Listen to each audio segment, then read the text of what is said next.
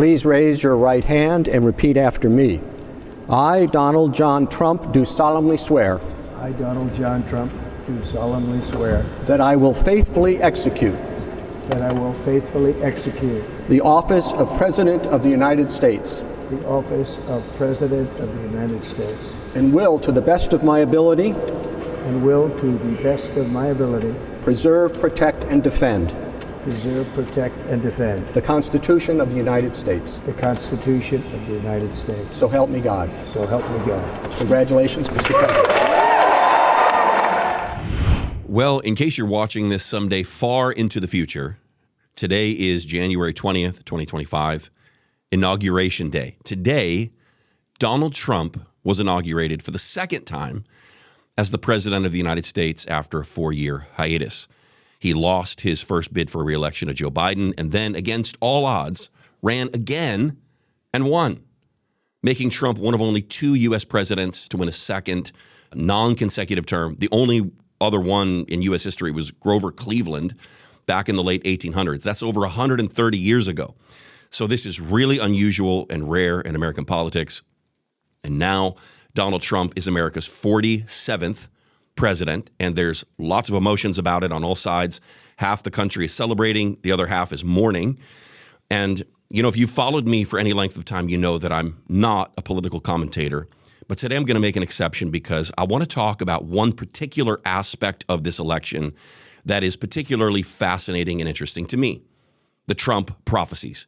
And I'm doing this because I want to use this as a springboard for a conversation about prophecy more generally and how it works. Now, this is actually the second time that I'm recording this podcast. The first time was the day after the elections. Trump had just won. We were still waiting at that time for all of the results to come in. I was in Nigeria for one of the last gospel events that we had in the year, and I asked Adam, who was there with the media team, to set up an impromptu recording spot. And so we pulled it together and we recorded it very quickly. But then as I watched it back, I just felt like I should hold off and let things play out a little bit more. Because, you know, honestly, wherever Trump is involved, things are so unpredictable that sometimes it's just wise to wait. Anyway, I'm glad that I did wait because I think we have more to talk about now than we did a few weeks ago. We know more fully the outcome of the elections, and I've had a little bit more time to reflect, not only on what I think, but to hear what others think as well. And hopefully, this is going to be a very interesting and thought-provoking episode of Daniel Kolenda, Off the Record.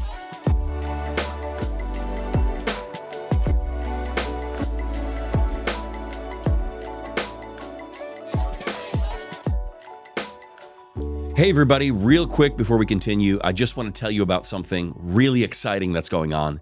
I think this is going to be a massive answer to prayer for you or maybe somebody else that you know. You may have already heard that Christ for All Nations is launching a brand new school of ministry in August of 2025. So that's coming up here real quick. And this school is going to be amazing. But the thing I really want to tell you about is this. We have decided to offer the first year of the Christ for All Nations School of Ministry completely tuition free. Yes, you heard that right, completely free. But here's what I want to emphasize real quick. 2 things. Number 1, space is very limited. We only have room at this point for about another 250 people, and that availability is shrinking literally every day. And so if this is something you want to do, I would encourage you to jump on it right away.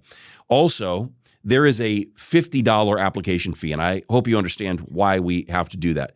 We only want serious applicants because every space that we hold is a space that somebody else won't be able to get, and there's a very high demand for this.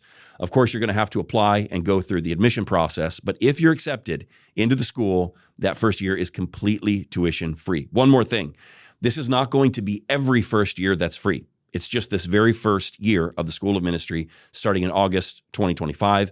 After that, normal tuition is going to be reinstalled. And so don't wait on this. Don't say, well, I'll do it next year or something, because this offer is not going to be on the table in a year.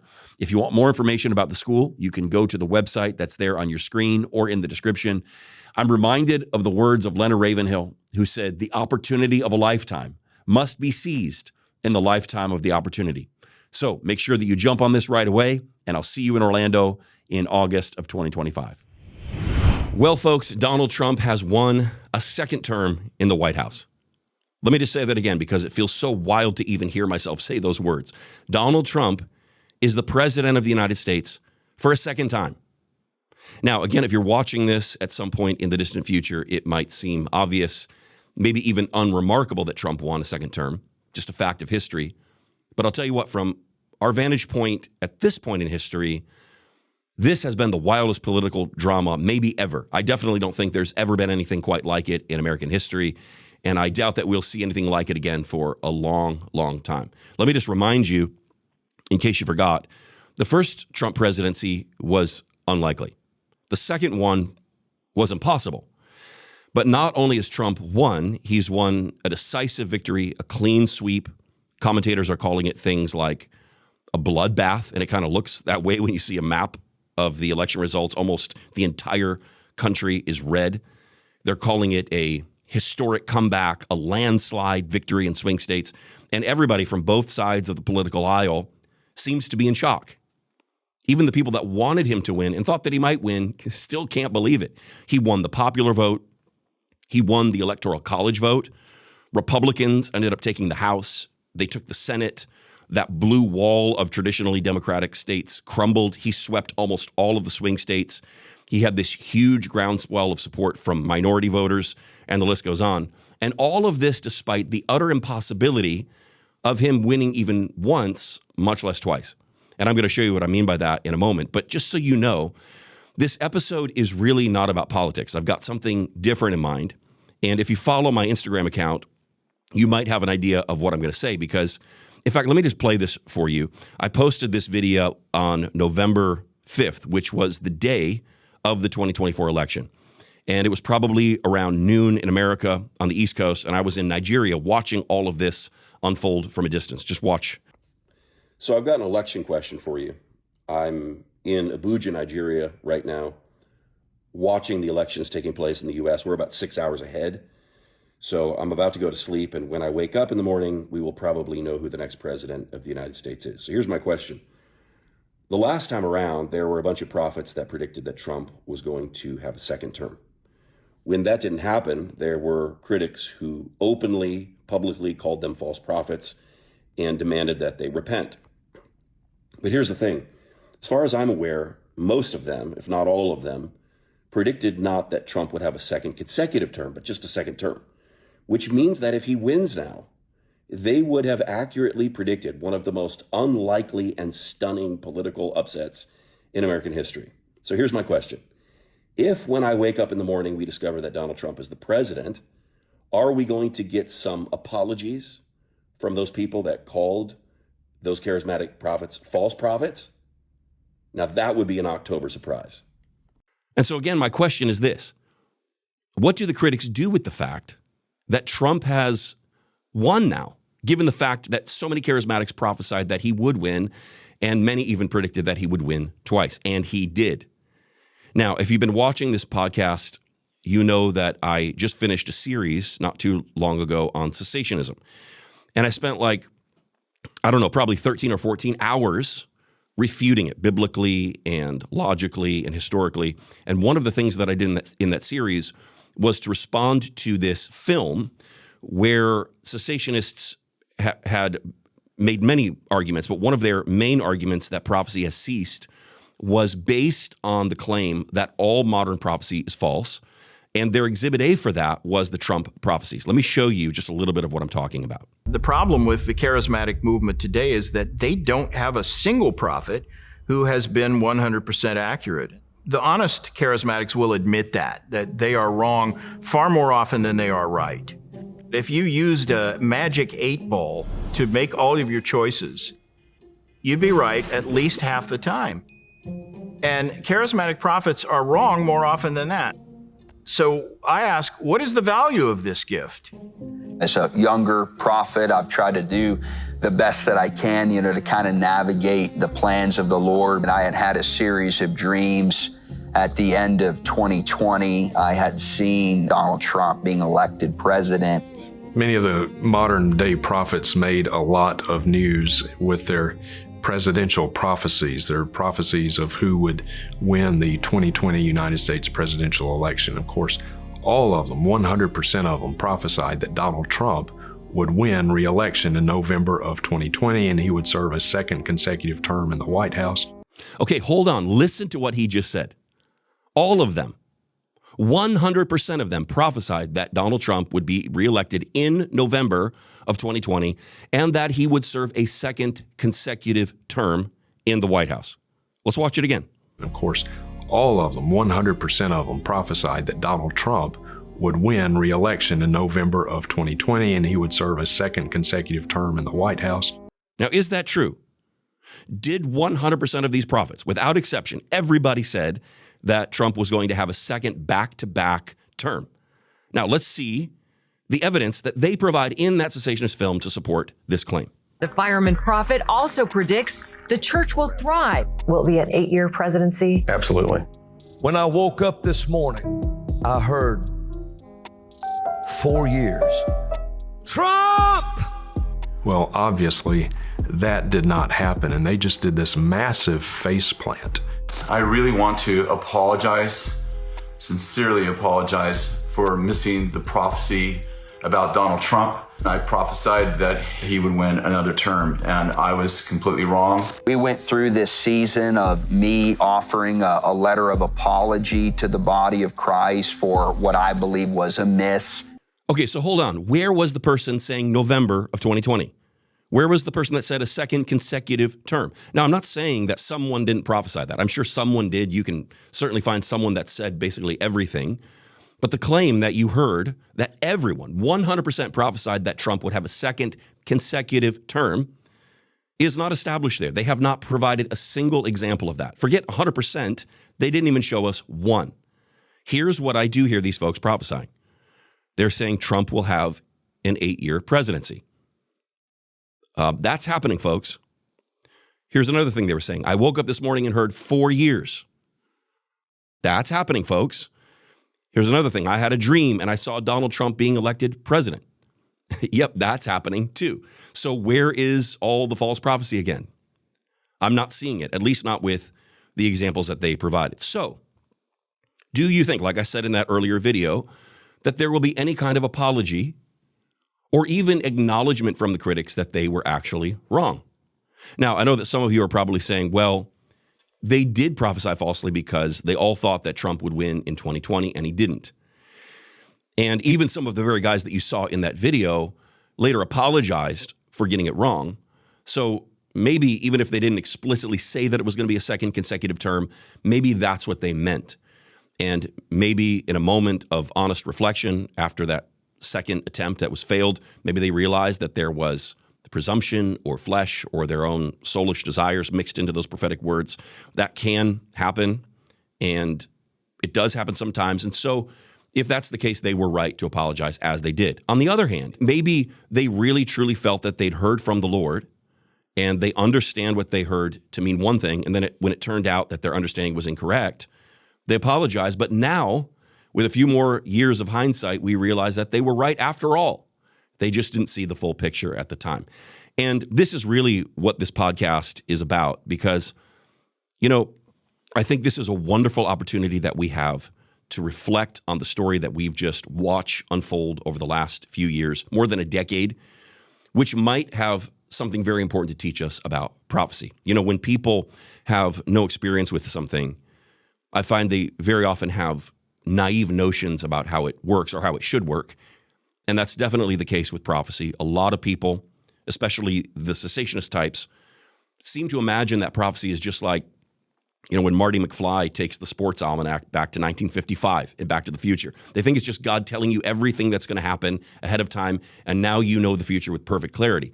But that's just simply not the way that it works. It didn't work like that in the Bible, and it doesn't work like that today. Remember John the Baptist. He prophesied that Jesus would baptize in the Holy Spirit and fire. But then as time goes on, John doesn't see it. Jesus is healing people and preaching and stuff. But where is the outpouring of the Spirit? Where's the judgment?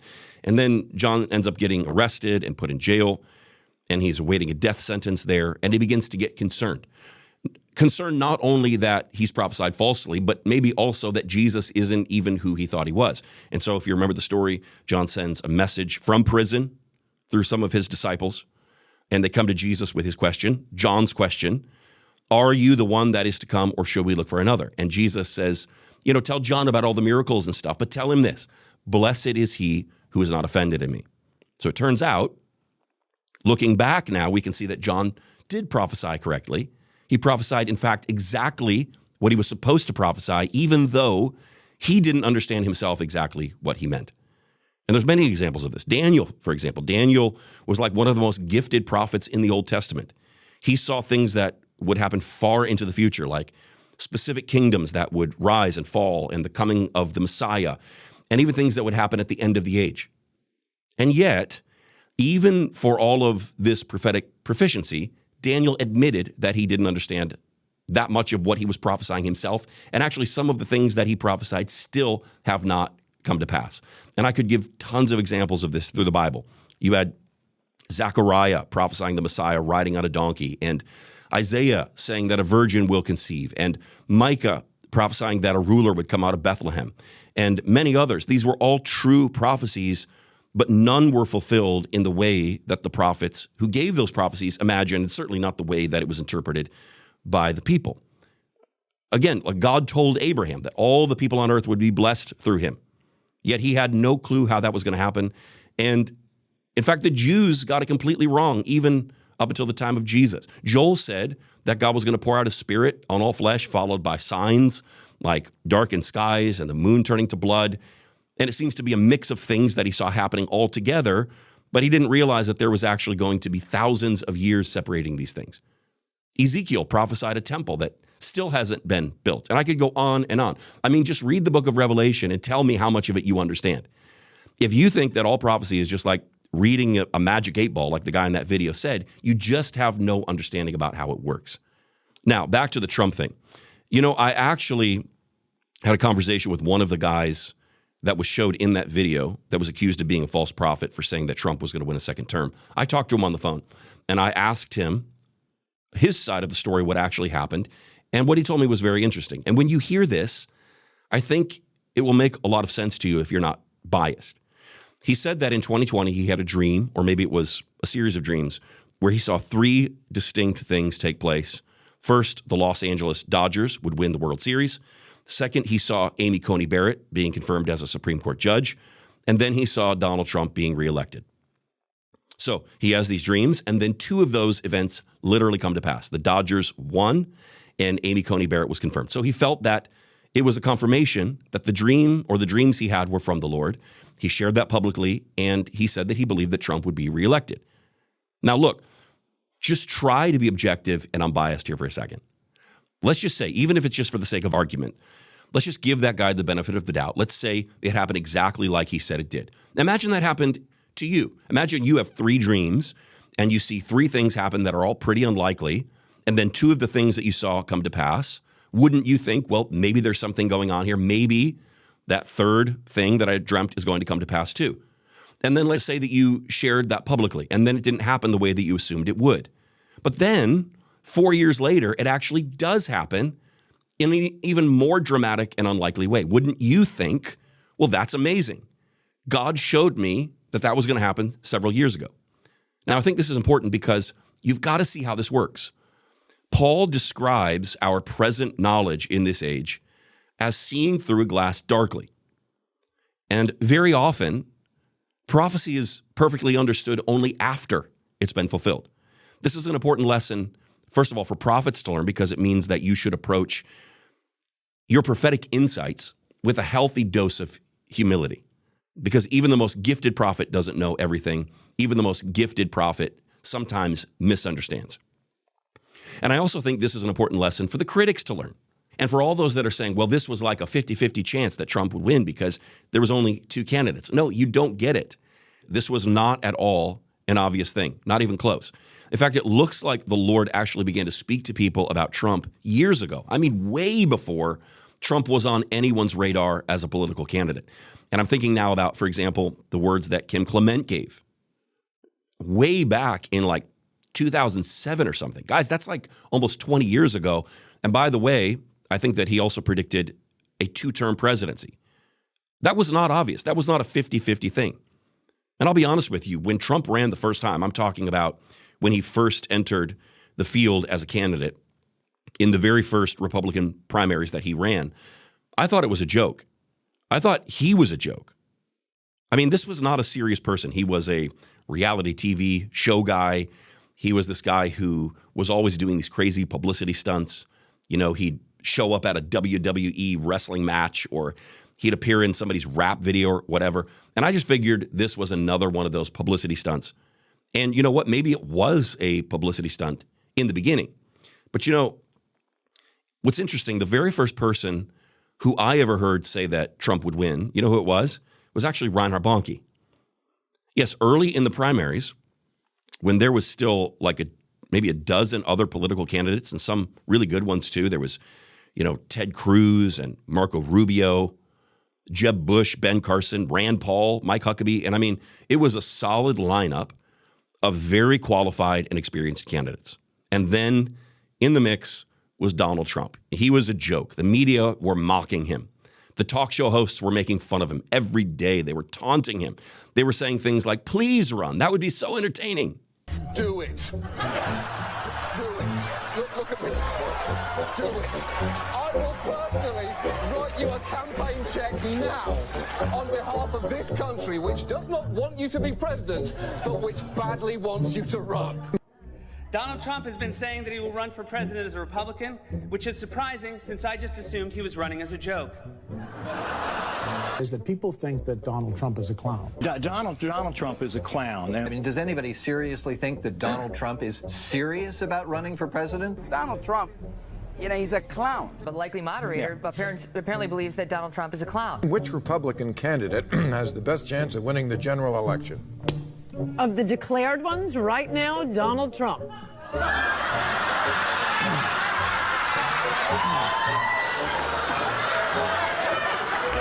President Obama will go down as perhaps the worst president in the history of the United States! Exclamation point at real Donald Trump. Well, at real Donald Trump, at least I will go down as a president.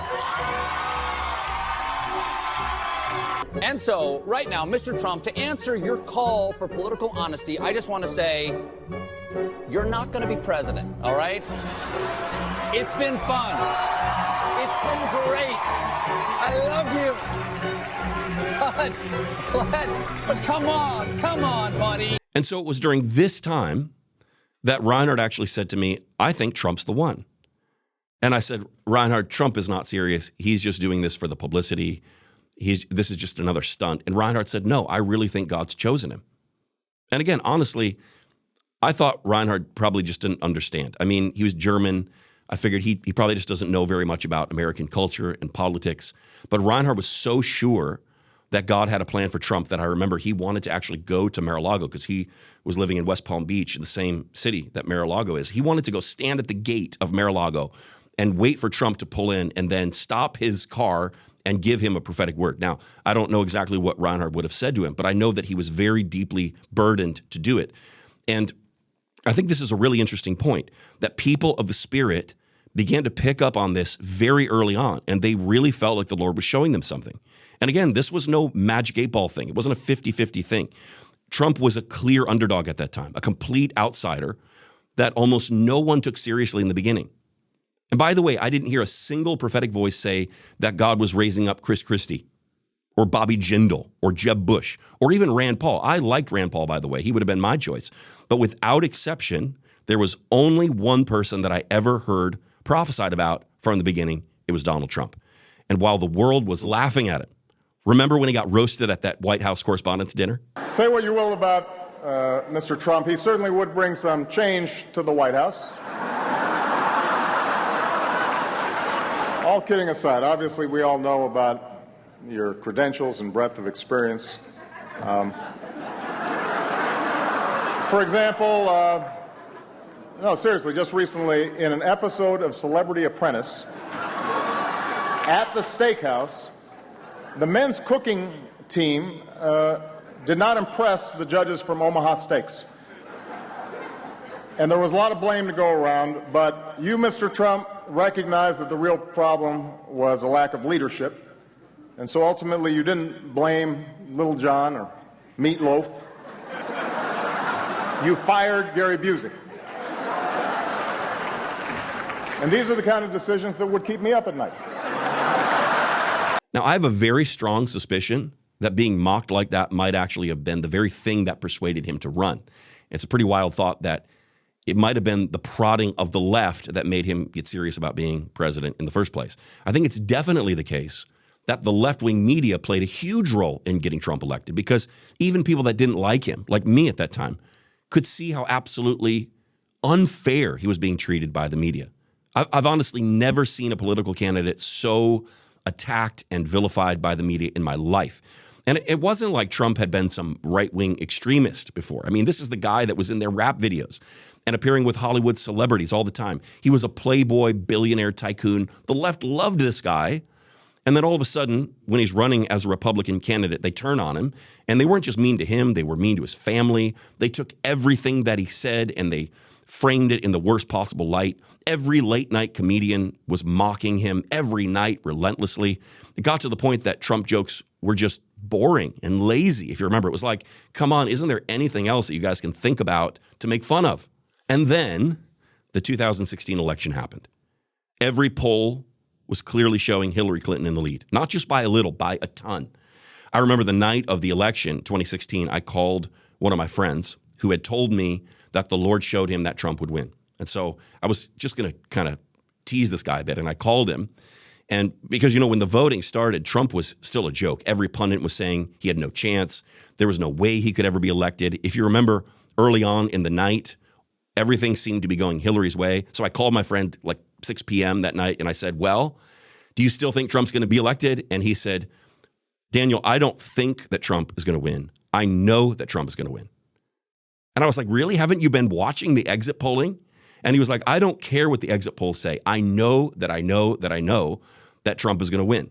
Well, I kind of teased him about it a bit. And I remember I went to bed early that night. I really didn't even think it was going to be worth watching. And then about 2 o'clock in the morning, this is back in 2016, night of the election, I woke up and just out of curiosity, I decided I'd flip on the TV and see if Hillary was giving her victory speech yet or anything. And that's when I first saw things like this. Anderson, this night is turning out to be a real nail-biter. All along, the Trump campaign has been saying that Florida's a must-win for them. And I mean, they can't win without it. Donald Trump will carry the state of Florida. I'm guessing that the people in Brooklyn, I can see their fingers. That's probably. the Hillary Clinton headquarters. Yeah, fingers probably bleeding because there's no more nail to bite. I wouldn't call anything encouraging for Hillary Clinton at the moment, to be honest with you, my friend. Wolf, the scene here is so different than it was a few hours ago when people were happy and relaxed. I have been looking around the room at people who are stone-faced. Some of them have been crying. This was a white lash against a changing country.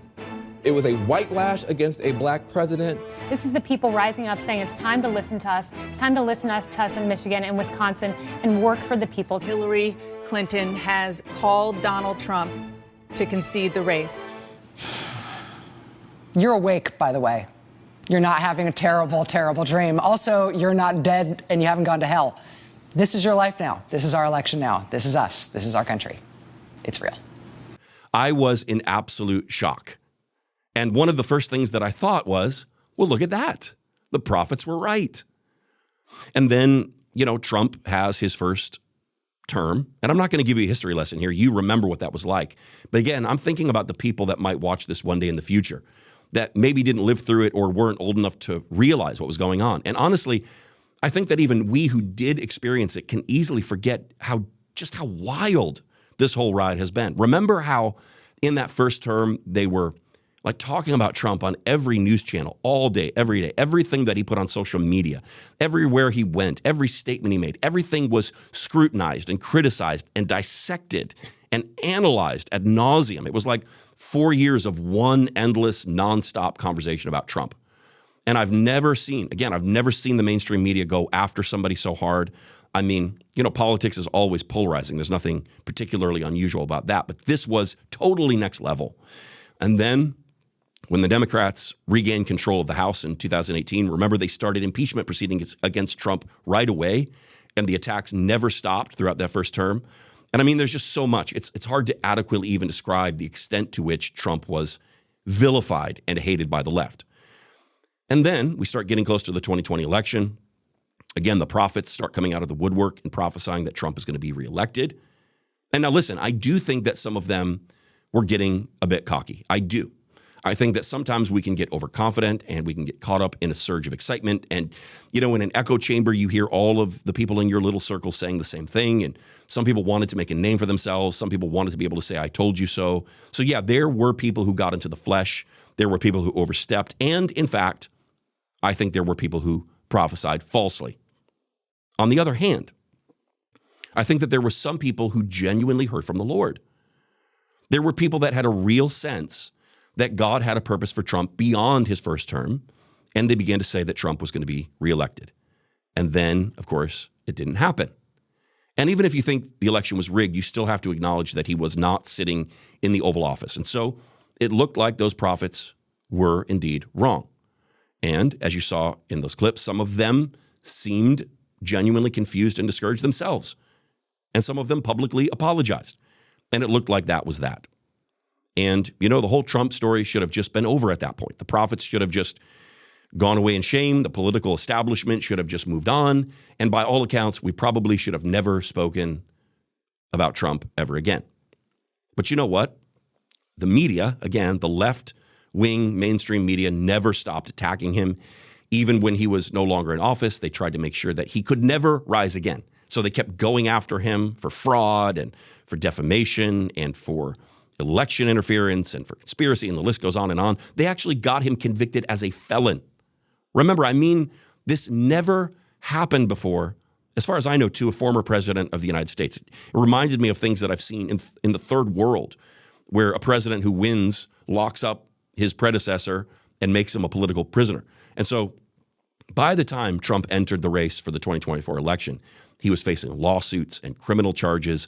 The media was completely stacked against him. The government seemed to be completely stacked against him. Even many of his former allies that turned on him. I mean, no one in their right mind thought that Trump could ever come back from that defeat. But, you know, in America, at that same time, we've seen this aggressive left-wing push to take over the culture. We've seen progressives pushing for things like abortion on demand, even to the point of birth, even for minors. Even without requiring parental consent, we've got these politicians giving sex changes to people in prison using federal tax dollars. We've got the most perverse, vile stuff being taught to our kids in public schools. And we have biological men dominating women's sports. And, you know, inflation's going wild and regulations are killing small businesses. And the list goes on and on. I don't need to tell you what's wrong with America.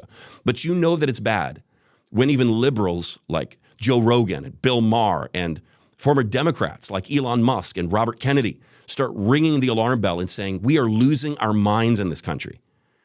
And in that context of this woke cancel culture environment where everyone's afraid to be controversial, everybody's walking on eggshells, who in the world has the guts to stand up to this unstoppable tide? And then you see the Democrats that had been gaslighting us all along about Biden. You know, Biden's out just almost literally being propped up. And they're telling us, oh, he's fine. There's nothing at all to worry about. And then they just decide that Kamala is the candidate. Nobody voted for her. She was just installed by the machine. And we'd already see them do that with people like Bernie Sanders, how they shut him down. And, you know, the Democratic Party just seemed to think that they could do whatever they wanted. They had the whole system in their pocket.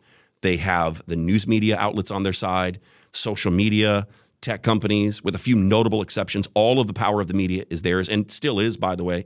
They controlled the Senate. They controlled the White House. They had hundreds of millions of dollars to spend. Do you realize the Harris campaign spent like $1.3 billion or something on this campaign? I mean, I'm pretty sure this was the most expensive political campaign in the history of the United States. And then, in the context of this already thick plot, Trump almost gets assassinated. Remember, a bullet grazes his ear, another centimeter to the left, and history has changed forever. But he turns his head at the last minute, just enough to narrowly escape assassination. And then a few days later, another assassination attempt. And remember, we're talking here about a 78-year-old man. This is not like some 35-year-old going through all this. It's a 78-year-old elderly man. And it seemed like the hatred for this guy was just at an all-time high. And then, this is not that long ago, the media start running these nasty smear campaigns, you know, talking about things like his rallies were filled with Nazis, and they were twisting his words to make it sound like he wanted Liz Cheney to be executed at a firing squad. Just the wildest things you can imagine. And so as we approach the election, once again, it seems impossible that Trump will win. All the polls are showing Kamala ahead, and then election night starts. And the map starts turning red. And all the swing states start going hard for Trump. That blue wall of Democratic stronghold states is swept away. He's leading in the popular vote. He's leading in the Electoral College. And then the Senate goes to the Republicans. And then the House goes to the Republicans. And then there's all this interesting stuff happening on the state level as well. Like, for example, in Florida, where I live, there's a very extreme abortion bill that gets struck down. Florida, Alabama, Tennessee, and Oklahoma. Missouri will go to Donald Trump. It's looking harder and harder to see exactly where she can find the votes to get these places over the line. The Democrats, I think, hour by hour, are staring down the barrel of a second Trump presidency. It's a major projection that Donald Trump will win the state of North Carolina. This is the first of 7 battleground states. We have a major projection. CNN projects that Donald Trump will win the great Commonwealth of Pennsylvania. This is a huge, huge achievement for Donald Trump. The Fox News decision desk can now officially project that Donald Trump will become the 47th president of the United States. Trump wins the election. And do you realize that 1 or maybe even 2 Supreme Court justices might be up for appointment in the next 4 years, which would turn the tide of the balance of the court conservative for a generation? And I'm sitting there watching all of this unfold, stunned by the utter impossibility of it all. And then I begin to remember that all the prophets were saying that Trump was going to win a second term. Now, true, they might have thought that it was going to happen back in 2020, but the fact that it happens now, I mean, with this clean sweep of the nation and like all the branches of government included, it makes it an even more significant and unlikely victory. They prophesied, think about it, these charismatic prophets prophesied the biggest political upset in the history of American politics at one of the most crucial hours in American history, in an election that will very likely determine the direction of the country for the next 20 to 30 years. And if you believe, as Daniel said, that God deposes kings and raises up others, if you believe, like the book of Romans says, that authorities that exist have been established by God, when you saw that bullet graze Trump's ear, and when you see everything used against him actually seem to only help him, and when you see this completely counterintuitive movement taking place that cuts against what seemed to be an unstoppable tide of rising wokeism and secularism and leftism in a country that influences the entire world at a time when the world is seeing war and unrest and scary stuff happening all over, and the stakes have never been higher, I can only trust that God is in control, that he has a purpose and a plan, and that he's shown it to his people, to his servants, the prophets, ahead of time. What a time to be alive. Let's keep praying for America. Pray for the church to be strong, to stand, to continue to be salt and light. Pray for Trump and his new administration. Pray for peace around the world and that the gospel would spread like never before, because the answer is not coming from the White House. It can only come from Calvary. By the way, if you're one of those prophets that prophesied correctly that Trump would win a second term, you know, we always say that prophecy should be judged, and when someone prophesies falsely, they should be held accountable. But on the other side, when prophets prophesy correctly, even if at first it seems like they might be wrong, if history shows that they are right, then we should acknowledge that too. So if you're one of those prophets, let me say to you, you were right. And I'm sorry vicariously for those that called you a false prophet and condemned you. Thank you for staying strong, and thank you for being faithful. And to all of you, thank you again for joining me, and I'll see you again next time on another episode of Off the Record.